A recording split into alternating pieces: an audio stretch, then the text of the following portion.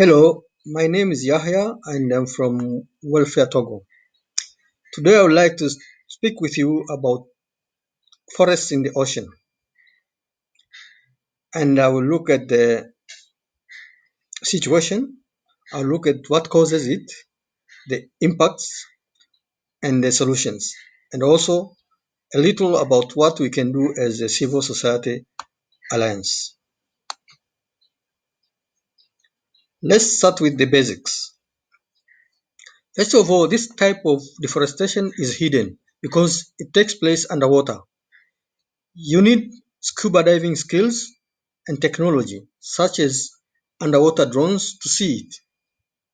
Secondly, although the UNCCD is responsible for desertification, its main focus has been on desertification on land and not in the ocean.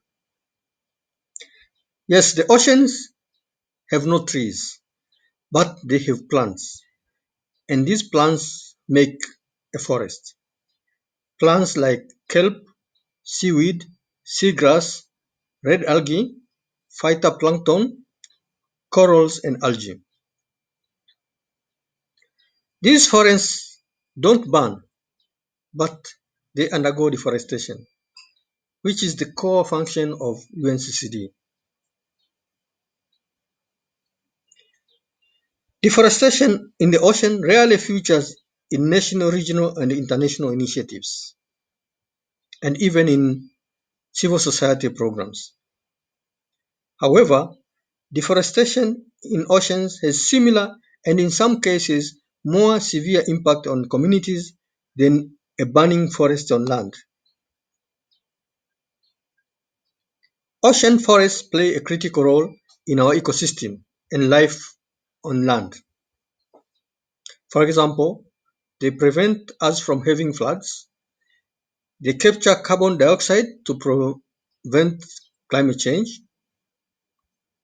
they are the main source of income through tourism, and they play a very big role in navigation and maritime business. However, unfortunately, ocean forests worldwide are under serious threat from pollution, physical destruction, changes in climate, and many other things.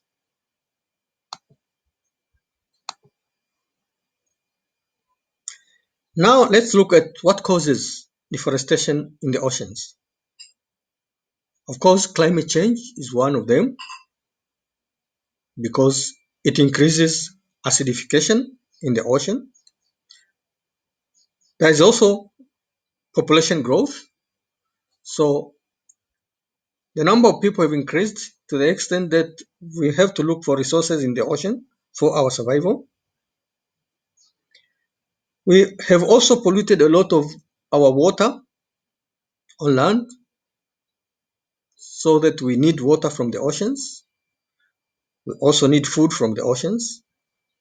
Our cost of living has also risen and there is no demand. And we also need energy and we go for energy in the ocean. But more critical is that the UNCCD, which has the responsibility of dealing with desertification, has only focused on land issues. It has identified 4 issues, all of which are based on land issues.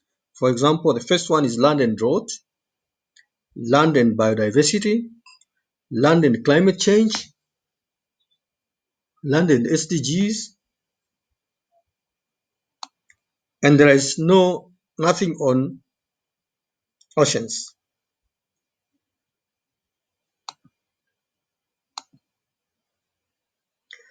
What are the effects? We have social impacts, for example, increased poverty and diseases. We have ecological impacts like depletion of species and flooding. We have economic impacts. It is impacting on tourism and agriculture.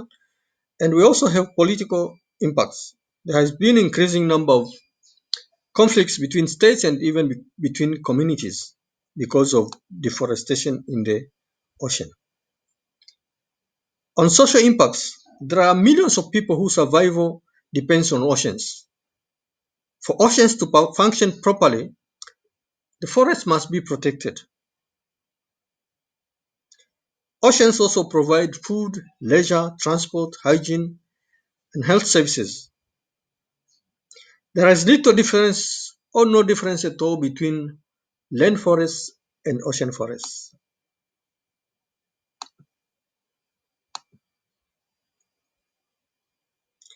We need to fix the problem, and some of the potential response measures include restoring ocean forests through, for example, technological solutions.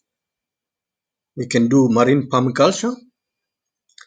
We have to look at our legal systems so that they protect the oceans.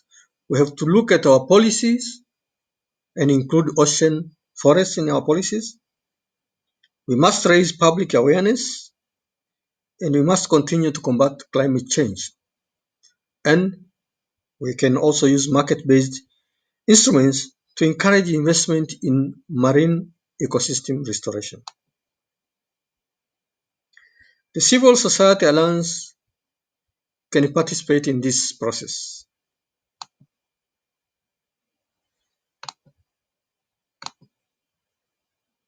And there are a number of things that we can do as the Alliance. First of all, we can promote public awareness by targeting key groups. For example, fisherfolk, tour operators and tourists, seaweed harvesters and traders, aquaculture companies and operators, construction companies, those involved in waste management like collectors and disposing agencies. We should also talk to the military.